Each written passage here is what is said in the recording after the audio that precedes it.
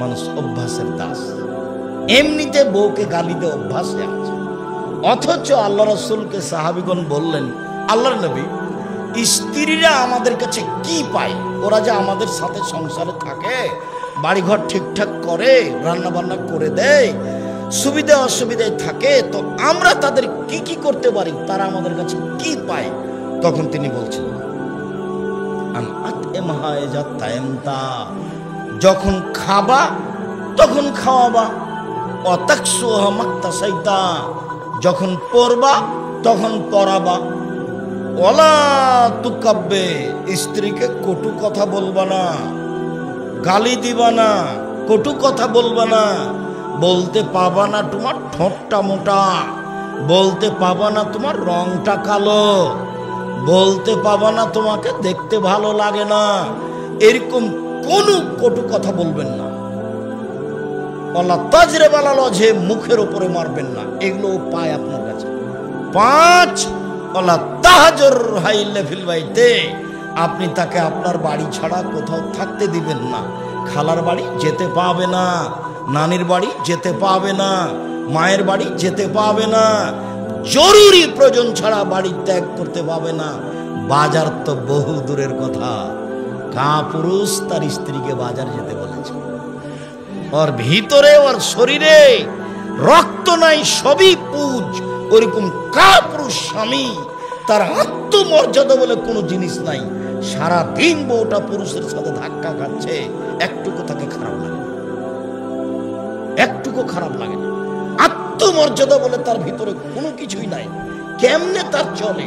আমরা যদি রাস্তাঘাটে কোনোদিন কারণবশত যাই, রিক্সাতেই যদি যাই, যদি একটু রিক্সার হাত পা একটু ঠেকে যায় বোরখার সাথে, তাহলে মনে হলো যে অজ্ঞান হয়ে যাবে।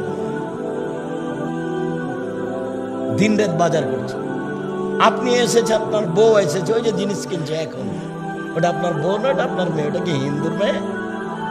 ওটা হিন্দুর মেয়ে। আপনার শরম হয় না কেন? আপনার লজ্জা হয় না কেন? আপনার হায়া হয় না কেন? আপনি কিসের বাপ? বাপ কাকে বলে? এ দেখেন, বাপ মানে আল্লাহ মাহা শিক্ষা দিয়েছে, ওয়াদ্দাবাহা শিষ্টাচার শিখিয়ে দিয়েছে, আহসানা ইলাইহা তার সাথে ভালো আচরণ করেছে, যাওয়াজাহা তাকে বিবাহ দিয়ে দিয়েছে, তার নাম বাপ। আক্রাহু আন আতাযাওয়াজা মিসলাহুন্না, আমি 4টা কারণে তাদের মতো কম বয়সের, কম বুদ্ধির মেয়েকে বিবাহ করা পছন্দ করিনি। 4টা কারণে তাদের মতো কম বয়সের মেয়েকে বিবাহ করিনি। 4টা কারণে তাদের মতো কম বয়সের মেয়েকে বিবাহ করিনি। 1, লে তুআল্লিমাহুন্না, আমার স্ত্রী যেন আমার বোনদেরকে বিদ্যা শিখাতে পারে। 2, বলে তুআদ্দিবাহুন্না, আমার স্ত্রী যেন আমার বোনদেরকে শিষ্টাচার শিখাতে পারে। 3, বলে তুরাজ্জালাহুন্না, আমার স্ত্রী যেন আমার বোনদের মাথার চুল চিরুনি করে, সাজগোজ করে, পরিপাটি করে রাখতে পারে।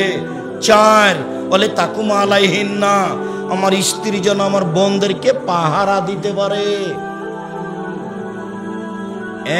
1, মা মানে বিদ্যা শিখিয়ে দিবে।